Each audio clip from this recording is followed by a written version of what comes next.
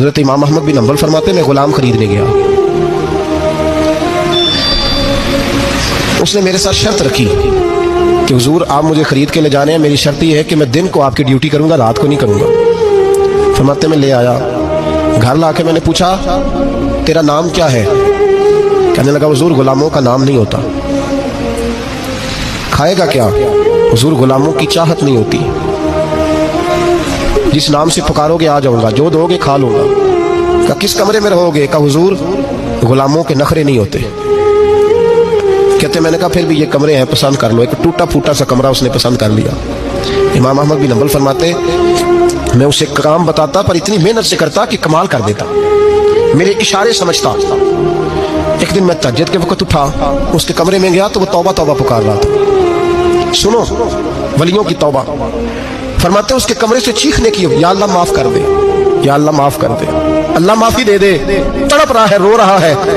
और इमाम अहमद बिन हंबल फरमाते हाल ये है कि उसके कमरे से लेकर आसमान तक नूर ही नूर फैला हुआ है, नूर ही नूर। और वो रोता है या अल्लाह माफ कर दे, या अल्लाह माफ कर दे।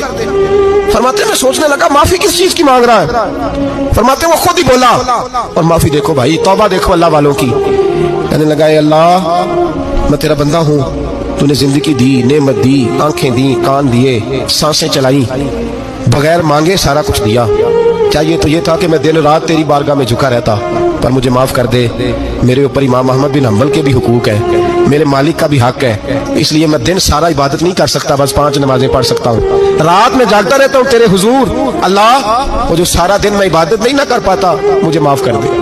खुदाया मेरी गलती माफ कर दे, अल्लाह मुझे बख्श दे। और राती सारी कर कर जारी, नींद अखां थी धोंदे, फजरे ओही गुनाहगार का आवन, सब तो नहीं। या अल्लाह चाहिए था मैं 24 घंटे सजदे करता, बख्श दे, ये मेरी खता माफ कर दे। सावन की काली रातों में जब बूंदाबांदी होती है, वो रातों को उठ उठ रोते हैं, जब खलकत सारी सोती है। और दरवेश कहने लगे रात पवे ते बेदर्दानू नींद प्यारी आवे, दर्द मंदानू याद सजन दी, सुते अमियान जगावे।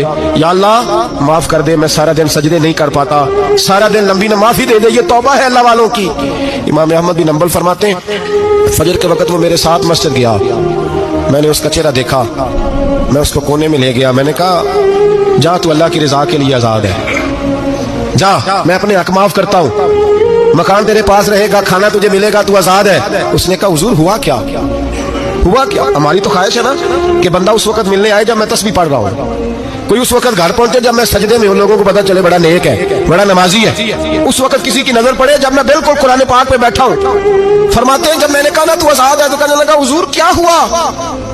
फरमाने लगे रात मैंने तेरी तौबा देख ली है, तौबा देख ली।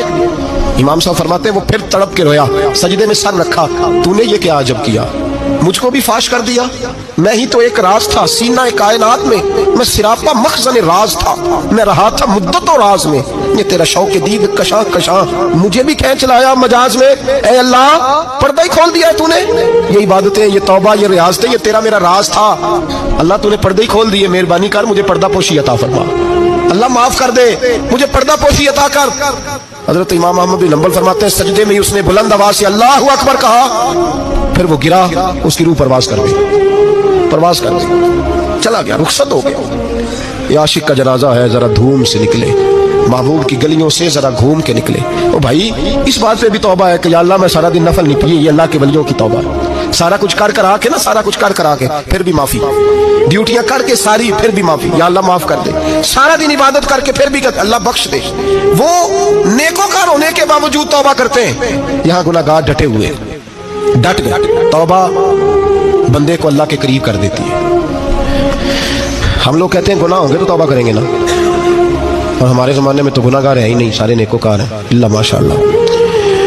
गुनाहगार होंगे तो तौबा करेंगे।